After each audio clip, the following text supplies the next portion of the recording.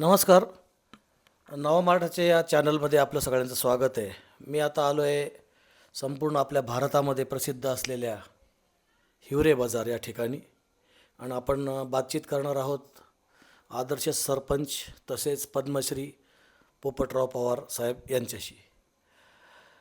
विषय असा आहे की आपल्या अहिल्यानगरमध्ये 25 महिन्याच्या प्रशासक राज नंतर लोकनियुक्त असं लोकांनी निवडून दिलेलं, लोकांनी लोकांसाठी चालवलेलं राज्य आजपासून सुरू झालं. आजच महापौर आणि उपमहापौर त्यांच्या त्यांच्या सिंहासनावर विराजमान झाले. अशा वेळेस आपलं सर्वांचं भाग्य आहे खरं म्हणजे की संपूर्ण देश ज्यांचं मार्गदर्शन घेतं सगळ्याच बाबतीत, पर्यावरणाच्या बाबतीत, पाण्याच्या बाबतीत, कृषी क्षेत्राच्या बाबतीत, एकंदर कशी विकास कामं कशी व्हावीत या संदर्भामध्ये, असे पद्मश्री पोपटराव पवार साहेब आपल्या सोबत आता उपस्थित आहेत. मी त्यांना हा मूळ प्रश्न विचारणार आहे कारण का आता आपल्या सगळ्यांना त्यांच्या मार्गदर्शनाची खूप आवश्यकता आहे. अशा आपण वाईट फेजमधून पुढे पुढे चाललेलो आहोत दिवसेंदिवस, पर्यावरणाच्या बाबतीत, पाण्याच्या बाबतीत, वृक्ष लागवडीच्या बाबतीत, कृषी उत्पादनाच्या बाबतीत, स्वच्छतेच्या बाबतीत, प्रशासनाच्या बाबतीत. सर जी, आपलं जे काही अहिल्यानगर हे पूर्वीपासून पाण्याच्या बाबतीत जरा मागासलेलंच आहे असंच समजलं जात होतं. त्यानंतर थोड्याफार प्रमाणामध्ये मुळा डॅममधून पाण्याचा उपसा सुरू झाला आणि नगरचा पाणी प्रश्न पूर्ण संपला असं नाही म्हणता येणार, परंतु बऱ्यापैकी संपला. परंतु येणारे काही जे दिवस आहेत ते असं भाकीत आहे पर्यावरण तज्ज्ञांचं सुद्धा की या जगामध्ये जर का महायुद्ध झालंच तिसरं तर ते पाण्यावरून होईल. तर निश्चितच तशी परिस्थिती आहे या पृथ्वीवरती. तर अशा वेळेस अनेक असे क्षेत्र आहेत आमच्या अहिल्यानगर महानगरपालिकेमध्ये. उदाहरणार्थ पाणी हा पहिला मुद्दा, दुसरा मुद्दा आहे वृक्ष लागवड, तिसरा मुद्दा जो आहे तो आहे स्वच्छता, आणि चौथा मुद्दा आहे तो म्हणजे प्रशासन, आणि पाचवा मुद्दा आहे तो म्हणजे संपूर्ण जगाला पुढे घेऊन जाणारा आहे, चांगल्या युगाकडे घेऊन जाणारा, तो म्हणजे सोलर प्लांट. जर का तुम्हाला स्वयंसिद्ध व्हायचं असेल तर या सर्व पातळीवर तुम्ही तज्ज्ञ आहात. तुम्ही देशोविदेशी जाऊन आणि आपल्या भारतामध्ये देखील अनेक ठिकाणी जाऊन याबद्दल मार्गदर्शन करू शकता. तर या अहिल्यानगरचा एक नागरिक म्हणून आम्हाला असं वाटतं की तुमच्या या तज्ज्ञ मार्गदर्शनाची आमच्या अहिल्यानगरला सुद्धा काहीतरी लाभ व्हावा. या संदर्भात आपण काय सांगू शकाल? नमस्कार. अहिल्यानगर यामध्येच एक वेगळा विचार आपल्या सर्वांच्या समोर येतो. ज्या अहिल्यादेवी होळकरांची जन्मभूमी चोंडी म्हणजे अहिल्यानगर, आणि त्याच चोंडीच्या जन्मामुळं अहिल्यानगर हे नामकरण झालं. आणि दीर्घकाळाच्या प्रशासकीय राजवटीनंतर आता लोकनियुक्त सरकार आपण म्हणून महानगरपालिकेत आलेलं आहे. Local body. आणि लोकल बॉडी जी आता निवडून आलेली आहे आणि त्यातही पहिल्या एक महिला महापौर झालेल्या आहेत. म्हणजे अहिल्यादेवींना अभिप्रेत असलेलं स्त्री सक्षमता हे पहिली सुरुवात आहे. एक भाग असो निवडणुका लढवणे, आणि निवडून आल्यानंतर आपण ज्यावेळेस सत्तेमध्ये येतो त्यावेळेस संपूर्ण नागरिक डोळ्यासमोर ठेवून आपल्या शहराचा विकास करणं. आणि शहराचा विकास म्हणलं की पहिल्यांदा पिण्याचं पाणी आलं, दळणवळणासाठी उत्तम रस्ते आले, एक स्वच्छता आहे, वनराई असावी म्हणजे पर्यावरण आहे, आणि विजेची समस्या सोडवण्यासाठी आपल्याला जास्तीत जास्त सौर ऊर्जेचा वापर कसा करता येईल. आणि इथे सत्ताधारीने एक दृष्टीने चांगलं आहे की आमदार शहराचे सत्तेमध्ये आहेत, पालकमंत्री जे आपले आहेत ते सत्तेचे आहेत, आणि राज्यामध्ये आणि केंद्रामध्ये म्हणजे केंद्राचा पैसा, राज्याचा पैसा हा अहिल्यानगरला येऊ शकतो. म्हणून आता पहिल्यांदा शहराचं चित्र आदर्शवत कसं बदलता येईल याचं नियोजन करणं, त्याचा सुंदर चांगला टाउन प्लॅन करणं, म्हणजे मूळ शहर आणि सगळी उपनगरं आणि याच्यामध्ये सत्ताधारी आणि विरोधी निवडणुकीनंतर हा भाव नसतो. निवडणुकीनंतर ज्या चांगले उपक्रम होतील त्याला पाठबळ देणं हे सत्ताधारी आणि त्या विरोधकांचं कर्तव्य आहे. आणि चुकलं तिथे अंकुश ठेवणं. म्हणून सत्ताधारी आणि विरोधी पक्षाचं नागरिक हितासाठी निर्णय प्रक्रिया असली पाहिजे, ही बाजू आहे. एकतर शहरामध्ये आता रस्ते खूप चांगले होत आहेत, प्रशस्त होत आहेत. त्याचबरोबर आपल्या शहरातली स्वच्छता पण त्याच दर्जाची होणं खूप गरजेचं आहे. आणि सर्वात महत्त्वाचं का जी सीना नदी आणि भिंगारची नदी आहे, ही एक काळी नदी होती नाला म्हणतात. आणि आता सीना नाला झाला आहे आणि भिंगार पण नाला झालेला आहे.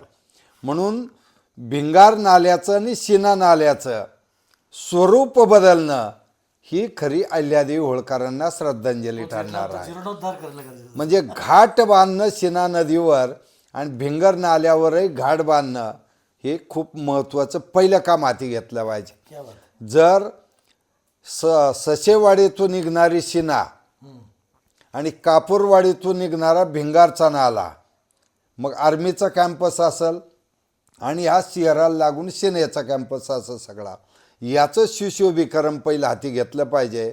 आणि जेवढं पाणी आपण मुळा धरणाचं पिण्यासाठी वापरतो, खरं या राज्यातली देशातली सगळी धरणं पहिल्यांदा जी डिझाईन केली ती फक्त शेतीसाठी केलेली होती.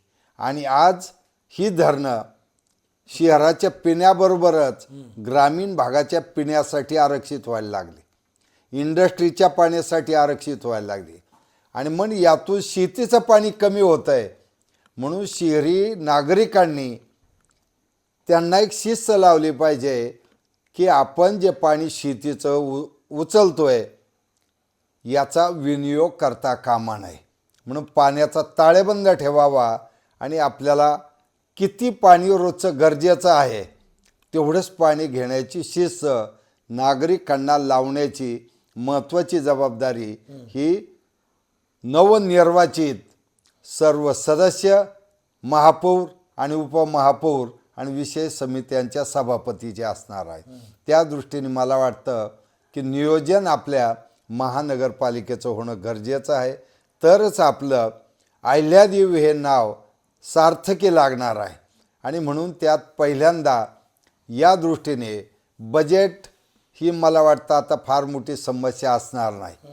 कारण एक हाती सगळी सत्ता आता आहे.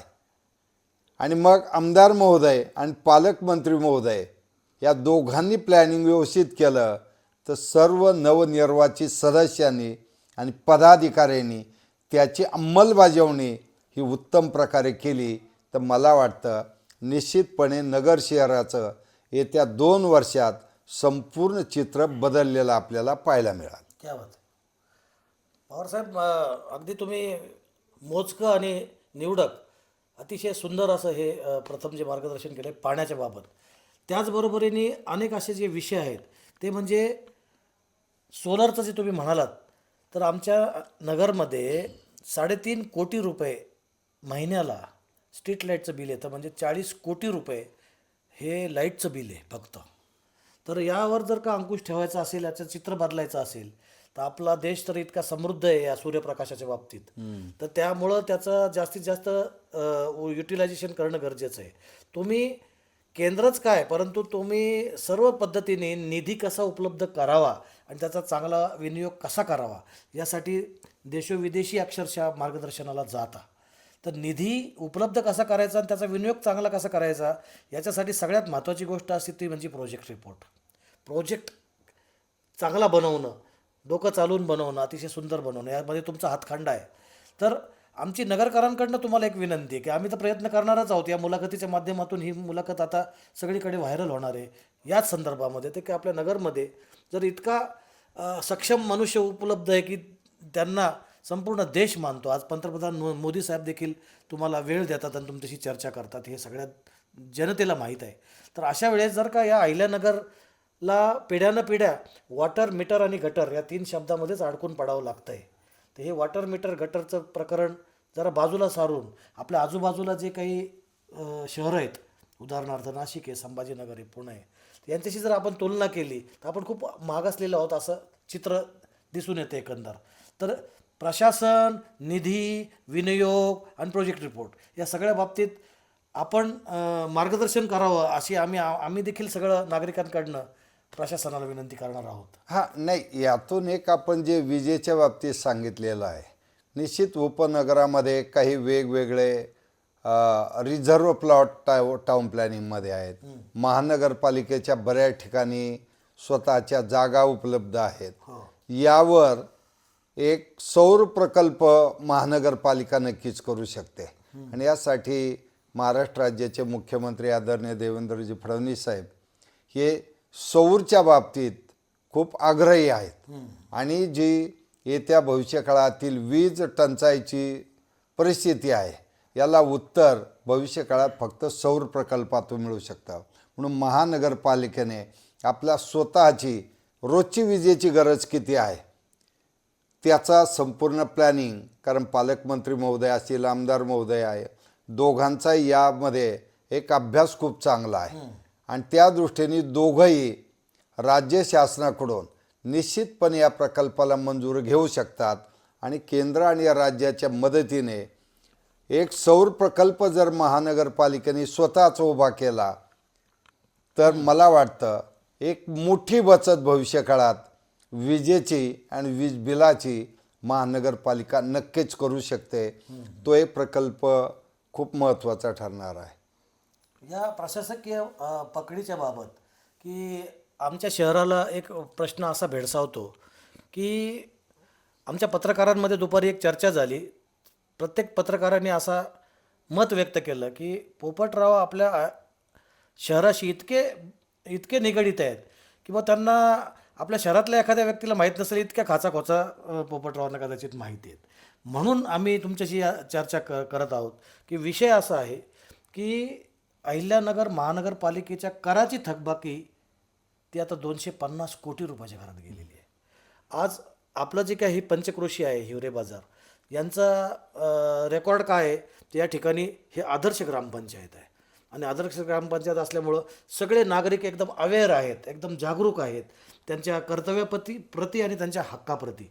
आता ही जी जादू तुम्ही केलेली आहे सगळ्यांमध्ये, तुम्ही या ठिकाणी का बरं या पंचक्रोशीला वेगळं स्वरूप देऊ शकलात की ही जादू तुम्ही केली की प्रत्येकाला त्याचे हक्क आणि त्याची जागरूकता तुम्ही पटवून दिलेली आहे, त्यामुळं जास्त काही करावं लागत नाही. तर या संदर्भामधला हा एक विषय की प्रशासनामध्ये जागरूकता कशी आणायला हवी. मग ती स्वच्छतेच्या बाबत असेल, कर भरण्याच्या बाबत असेल, त्यांचे कर्तव्य पार पाडण्याचे विषय असेल, तर याही संदर्भामध्ये आपण काही कार्यशाळा घेऊन. आणि मला तुम्हाला एक प्रश्न विचारायचा होता की तुमच्या या पंचक्रोशीमध्ये तुम्ही प्रभाग समिती ही जी काही संकल्पना आहे तर ती ग्रामपंचायतीमध्ये तशी आहे का आणि तशी तुम्ही राबवली आहे का की तशी आपण नगरला राबवू शकतो का? नाही, एक नक्कीच आहे. जसं ग्रामपंचायत आहे, नगरपंचायत आहे, यासाठी जे वेगवेगळे ग्रामपंचायतीचे वार्ड असतात आणि महानगरपालिकाचे जे वेगवेगळे प्रभाग असतात तिथून 4 लोक निवडून येतात. आणि तसंच ग्रामपंचायतीच्या वार्डमधून 2 किंवा 3 लोक निवडून येत असतात मतदारसंख्येवर आहे. आपण एक पाहिलं की केरळ असं राज्य आहे आपल्या देशातलं का तिथे एका ग्रामपंचायतीचं 5-5 कोटीचं बजेट असं आणि सगळा वार्ड वाईज किंवा प्रभाग वाईज त्याचं प्लॅनिंग होतं, बैठका होतात आणि त्याप्रमाणे त्याचं इम्प्लिमेंटेशन होतं. मला असं वाटतं की आता जी जबाबदारी आहे, कारण शेवटी स्वतःचा स्वनिधी जो महानगरपालिकांचा असो तो घरपट्टी आणि पाणीपट्टी असे. आणि घरपट्टी आणि पाणीपट्टी जर नागरिकांनी भरली नाही तर महानगरपालिकांना जो एक अंमलबजावणी करण्याचा पार्ट असो तिथे त्या कमी पडतात. आणि निवड राज्य शासनाचा किंवा केंद्राच्या पैशावर अवलंबून राहावं लागतं. एकतर केंद्राचा पैसा असा असो की महानगरपालिकेने स्वतःचा हिस्सा टाकायचा, राज्य शासनाने टाकायचा, मग केंद्राचा येतो.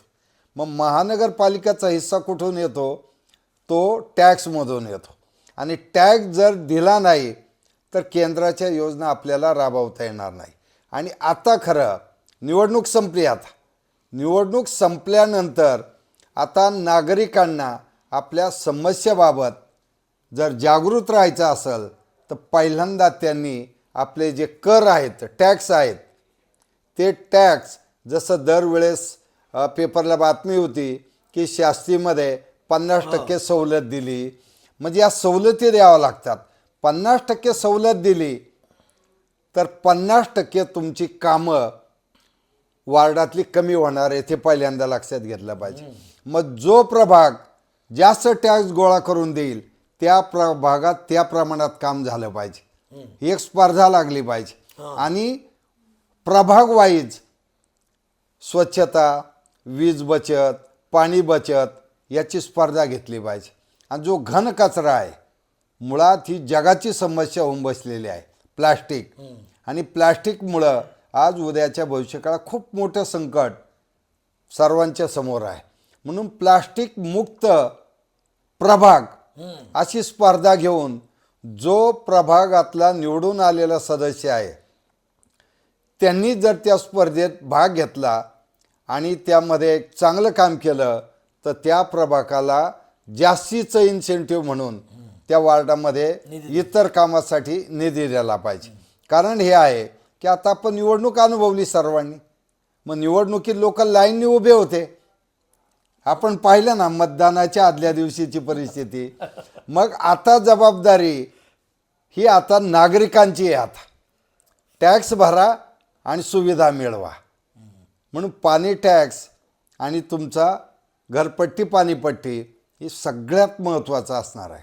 आणि आता आपले पालकमंत्री एक जलसंधारण जलसंपदा खातं त्यांच्याकडे आहे, तो वेगवेगळ्या भागातील पाण्याच्या सुविधासुद्धा नव्याने आपल्याला उपलब्ध होतील, पण त्या पाण्याचा दुरुपयोग होता कामा नये. कमीत कमी पाण्याचा वापर आपण केला पाहिजे. म्हणून आता नागरिकांनी आपल्या समस्येबाबत आता जागृत राहण्याची गरज आहे. कमीत कमी निवडणुकीत किती खर्च झाला ते बाजूला ठेवून आपल्याला आपल्या प्रभागामधून पाणीपट्टी आणि घरपट्टी नागरिकांकडून जास्त कशी वसूल करता येईल आणि त्याच्या आधारे आपल्या प्रभागाचं नियोजन कसं करता येईल याकडे पाहण्याची आता खरी वेळ आलेली आहे. पोपटराव, लक्षात घ्या की तुम्ही या पंचकृषीचं जे काही चित्र बदललं आहे की या ठिकाणी पानाची टपरी तुम्हाला आढळणार नाही, सिगरेट, तंबाखू हे व्यसन वाढवणारे ज्या काही गोष्टी आहेत याला या ठिकाणी जवळजवळ बंदीच आहे, असं चित्र आहे आपल्याकडे. परंतु अहिल्यानगरची जर का गोष्ट केली तर ज्या ठिकाणी शाळा आहे त्या शाळेच्या बाहेर देखील पान टापऱ्या आणि तंबाखू सिगरेटसारख्या गोष्टी विकताना आढळून येतात. आता ही जी जागरूकता आहे हे काही प्रत्येक प्रशासनाचं काम नाही की सारखं तो लाठी घेऊनच उभा राहील. याच्यासाठी जागरूकता हवी. ही जी जादू तुम्ही केलेली आहे स्वच्छतेच्या बाबत आणि लोकांच्या जागरूकतेच्या बाबत, तर याचा एक डोस, ज्याला आपण कोरोनाचा डोस म्हणतो की त्यावेळेस देत होते, तसा एक डोस तुम्ही आमच्या अहिल्यानगरला द्यावा अशी आमची इच्छा आहे. हां, नाही, एक तो कसा तो एक शिस्तीचा प्रकार आहे. आता अहिल्यानगर आणि तिथला एक प्रभाग पाहिला ते एका प्रभागामध्ये 4 हिवरे बाजार बसतील. शेवटी लोकसंख्या आणि शहराच्या समस्या गावाच्या समस्या वेगळ्या असतात. आजही गावातली लोक गावात एकदा सांगितलं की ऐकतात, पण शहरामध्ये अनेक ठिकाणाहून आलेली लोक असतात. एक तर मूळ शहरी माणसं किती आहेत आणि आता बाहेरून आलेली माणसं किती आहेत हे पाहिलं पाहिजे. कारण ग्रामीण भागातून सुविधा नाही, पिण्याचं पाणी, रस्ते, आरोग्याच्या सुविधा, गुणवत्तादायी शिक्षण, त्यामुळं रोजगार, त्यामुळे लोक शहराकडे येतात. शहरामध्ये लोकसंख्या वाढत चाललेली आणि मूळ नियोजन आणि जे एक फ्लोटिंग पॉप्युलेशन आपण मला म्हणतो रोजगारासाठी येणारं, हे कुठेही आपल्या नियोजनात नसतं. त्याचा अतिरिक्त भार हा महानगरपालिकेवर पडत असतो. त्यामुळं मूळ नियोजन आणि अतिरिक्त भार याच्यात मोठी तफावत असते. म्हणून या दृष्टीने सुद्धा एक जनजागृती, कारण कसं आहे शेवटी व्यसनं हे घातकच असतात. आपल्या अहिल्यानगरचे पोलीस अधीक्षक सोमनाथ घारगे साहेबांनी आल्याबरोबर एक सर्वे केला शाळा आणि महाविद्यालयाच्या जवळच्या टपऱ्या आणि याचा. मग त्याचा अहवाल त्यांचा असा सांगतोय की अहिल्यानगर जिल्हा दर महिन्याला 9 कोटी रुपयाचा गुटखा खातो आणि 3-4 कोटी बाहेर पाठवतो. आणि त्यातला सर्वात मोठा वयोगट जो आहे तो इयत्ता 4थी ते इयत्ता 10वीपर्यंतचा आहे. शालेय वयोगट. आणि पेपरला आपण जे पाहतो बातम्या येतात की गुटखा आणि मावान पान परागसाठी मुलांनी मुलांवर हल्ला केला. हे जे घडतंय म्हणून एक संस्काराच्या गोष्टी खूप महत्त्वाच्या असतात. एक आध्यात्मिक संस्कार शिक्षणाबरोबर सुद्धा पुढे येणं खूप महत्त्वाचं आहे. किंवा क्रीडांगण विकसित होणं खूप गरजेचं आहे. कारण शेवटी मुलांना क्रीडांगणं राहिली नाही तर ही मुलं मोबाईल आणि टी व्ही समोर खेळत बसणार आहे. आणि मोबाईल आणि टी व्हीचे खेळ काल परवा पेपरला आपण गाझियाबादचं उत्तर प्रदेशचं पाहिलं. 3 मुलींनी कोरियन 3 मुलींनी एका घरातल्या फक्त मोबाईलवर जे पाहत होत्या आणि 3ही मुलींनी आत्महत्या केली. शेवटी तंत्रज्ञान आपल्याला मंगळापर्यंत घेऊन जाईल, सूर्यावरही घेऊन जाईल, पण तंत्रज्ञान जर आध्यात्मिक संस्कारांनी वापरलं नाही तर कुटुंब उद्ध्वस्त होतील उद्याच्या भविष्यकाळात. म्हणून ज्या जाहिराती येतात मोबाईल आणि इकडे, ह्या जाहिराती म्हणजे सगळ्या फसव्याचा असतात. त्याच्या आहारी जातात आणि त्यातून सिने अभिनेते पानपरा खातात. आता ते खातात का हे आपण पाहिलं पाहिजे. ते खात नाही कोणीच. ते उत्तम डाएट आणि आरोग्य ठेवून असतात आणि आपण मात्र ते करत असतो. म्हणून आता जाहिरातीच्या मागे न जाता आपलं खानपान, आपलं डाएट, व्यसनापासून दूर राहणं. शेवटी हे सगळे बेरोजगारीमुळे निर्माण झालेल्या समस्या आहेत. टपऱ्या का उभ्या राहतात, नोकऱ्या नाही, संधी नाही, मग चला काहीतरी व्यवसाय करायचा आणि एक व्यवसाय करता करता त्याला दुसरा व्यवसाय जोडला जातो आणि त्यातून हे सगळं सुरू होतं. म्हणून त्यावर एक मुळामध्येच शैक्षणिक उपक्रमसुद्धा आणि खेळाचे उपक्रम, मैदानं विकसित होणं खूप महत्त्वाचं आहे. प्रत्येक उपनगरात एक चांगलं मैदान असणं खूप गरजेचं आहे. आणि मुलांना जर खेळायला मिळालं उपनगरामध्ये, आता एकटा पुण्याचा विचार करा, 20-1च्या पुढं मोठमोठाली क्रीडांगणं एकट्या पुण्यामध्ये आहेत. त्या भागात आता आपल्याकडे पूर्वी new arts commerce college, Sarda college, Nagar college, Bhausaheb Firodia high school, convent high school यांचे स्वतःचे मैदानं होते, बॉईज हायस्कूल. आता क्रीडांगण मैदानं कुठे राहिले नाही. कारण पालकांना मुलं खेळाच्या मैदानावर जाण्यापेक्षा ते कोचिंग क्लासमध्ये जास्त कसे एंगेज राहतील हे पाहतात. आणि त्याचा परिणाम फक्त मेरिट कशाचं, मार्क्सचं. आणि मार्क जास्त मिळाले का नोकरी मिळते. पण नोकरीत जे स्पर्धा आहे, जे ताणतणाव आहेत, मग जर ग्राउंडवर मुलं गेली नाही तर पुढच्या स्पर्धेमध्ये ही मानसिकदृष्ट्या मुलं थकतात, टिकणार नाही. म्हणून सगळ्यात महत्त्वाचं आहे की युरोपियन देश, जपान घ्या, चायना घ्या, इस्रायल घ्या, हे देश एवढे पुढं का गेले की यांच्याकडे क्रीडांगणं पहिल्यांदा लक्ष दिलं जातं आणि क्रीडांगणानंतर दुसरं शिक्षण याचा मेळ घालून दिला जातो. आणि म्हणून ही मुलं पुढे जातात. ते पानाच्या टपऱ्या आणि ह्या मार्गाने जात नाही. मग आपल्या शहरामध्ये म्हणजे शैक्षणिक विभागाविषयी आपण बोलतोय म्हणून की महानगरपालिकेच्या कित्येक शाळा बंद पडल्या आहेत. जिल्हा परिषदेच्या शाळांची पण तीच अवस्था आहे. आणि ज्या खाजगी शाळा आहेत त्या अशा ठिकाणी भरत आहेत की त्या ठिकाणी क्रीडांगणं तर दूरच राहिली, परंतु जी पालक मुलांना सोडवायला येतात त्यांची गाडी लावायला सुद्धा दारात जागा नाही आहे. अशा ठिकाणी शाळा भरवल्या जातात. त्यामुळे तुम्ही म्हणता ते अगदी सत्य आहे. तर याबाबत देखील महानगरपालिकेच्या प्रशासनाच्या माध्यमातून सुद्धा जे तुम्ही मागाशी म्हणालात की अनेक ओपन प्लॉट उपलब्ध आहेत. नाही, कसं आहे, ग्रामपंचायत असो, नगरपंचायत असो, नगरपालिका असो किंवा महानगरपालिका असो, सरकारी व्यवस्था जी जन्माला आलेली आहे ती सरकारी व्यवस्था ज्यांची आर्थिक क्षमता नाही आहे या घटकांसाठी आहे. मग शासनाची अंगणवाडी, शासनाच्या नगरपालिका, महानगरपालिकांच्या जिल्हा परिषदेच्या शाळा, आरोग्याच्या सुविधा या कोणासाठी आहेत? ज्यांची आर्थिक क्षमता नाही त्यांच्यासाठी. ज्यांच्याकडे पैसा आहे त्यांच्यासाठी खाजगी क्षेत्र आहे. परंतु आज सरकारी सगळीच व्यवस्था सगळीकडेच आता पूर्णपणे गुणवत्ताहीन झालेली आहे. आणि याचा परिणाम पालक काय पाहतात? मुलांचं भवितव्य. मग शेती विकतील, जमीन विकतील आणि मग आपल्या मुलाला चांगल्या शाळेत पाठवतील. पण इथं एवढं करूनही जर ती मुलं स्पर्धेत टिकली नाही तर मग आपण पाहतो का आत्महत्याचं प्रमाण नैराश्याचं प्रमाण प्रचंड वाढत चाललेलं आहे. आणि एकदा नैराश्य मुलांमध्ये आलं की आपोआप ते व्यसनाधीन होतात. आणि व्यसन आणि नैराश्य एकत्र आलं की दुर्दैवाने मग हे अघटित लहान लहान मुलं आज 8वी 10वीचे मुलं आत्महत्या करतात हे चित्र आपण पाहतो.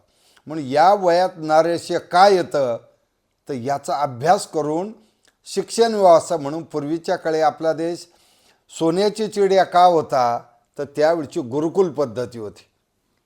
कुटुंबाचे संस्कार होते, गुरुचे संस्कार होते आणि एक वेगळ्या प्रकारची विचारधारा या मुलांमध्ये रुजवली जायची.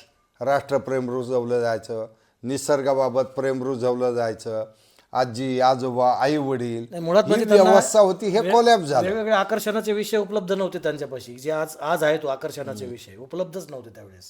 की मोबाईल आहे, टेलिव्हिजन आहे, हे जे काही गोष्टी त्यावेळेस उपलब्ध नव्हत्या, हे त्यावेळेच्या लोकांचं खरं म्हणजे भाग्य आहे. पण तो आज या वेगवेगळ्या आकर्षणांनी, ही विषारी आकर्षणं जी आहेत ना, या विषारी आकर्षणांनी सगळं वातावरण दूषित करून टाकलेलं आहे. हे आपण मान्य हे केलं आता पाहिजे. तो मोठा विषय आहे शिक्षणाचा. तो शेवटी राष्ट्रीय पॉलिसीचा भाग आहे. आपण त्यात फारसं ती जी मंडळी तिथे बसले ते विचार करतील. एकंदर काय आहे की हा समग्रतेच्या अभ्यासाचा विषय आहे. समग्रतेचा अभ्यास हा शब्द मी का वापरतोय तर त्या ठिकाणी संस्कृती आहे, त्या ठिकाणी शिस्त आहे, त्या ठिकाणी संस्कार आहेत.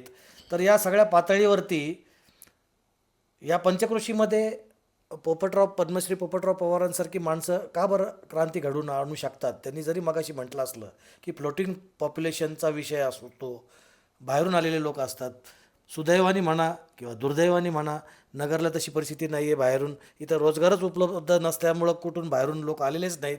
तीच लोक आहेत, तीच माणसं आहेत आणि तेच सगळं काही आहे. पण तरी देखील त्या ठिकाणी अभाव कशाचा आहे, शिस्तीचा आहे. आणि शिस्त केव्हा लागते माणसाला जर त्याला दंडाची भीती असेल तर. परंतु दंडाची भीतीच राहिलेली नाही कोणालाच. 250 कोटी रुपयाच्या घरात थकबाकी जेव्हा जाते तेव्हा आपल्या महानगरपालिकेच्या नियमांमध्ये अशी तरतूद आहे की त्या मालमत्तेवरती बोजा चढवला जातो, त्याचा जाहीर लिलावसुद्धा केला जातो. परंतु आजपर्यंत गेल्या 15-20 वर्षात कोणतंही प्रशासन त्याच्यासाठी धजावलेलं नाही. त्यामुळं ही परिस्थिती उत्पन्न झालेली आहे. मला नाही वाटत की काहीतरी भव्य दिव्य घडल्याशिवाय किंवा अशा वेळेस आपल्यासारख्या लोकांच्या मार्गदर्शनाखाली जर का थोडीशी वाटचाल केली तर परिस्थिती सुधरू शकेल. म्हणून आम्ही समस्त अहिल्यानगर वासियांकडून तुम्हाला देखील अशी विनंती करतो या माध्यमातून की तुमचं जे बहुमोल मार्गदर्शन आहे, तुम्ही मगाशी बोलताना सांगितलं की आमदार संग्रामभैया जगताप आणि सुजयदादा विखे पाटील आणि पालकमंत्र्यांनी देखील तुमच्याशी बोलताना हा विषय घेतला होता की त्यांची एक कार्यशाळाच हिवरे बाजारला ठेवणं गरजेचं आहे. तर अशा वेळेस तुम्ही वेळ द्यावा आणि या मुलाखतीच्या माध्यमातून आम्ही आमच्या ज्या समस्या तुमच्यापर्यंत पोहोचू शकलो आहोत त्याबाबत काहीतरी ठोस कार्यक्रम त्या कार्यशाळेच्या माध्यमातून राबवून या अहिल्यानगरचा अहिल्योद्धार करावा अशी आमची इच्छा आहे. धन्यवाद सर.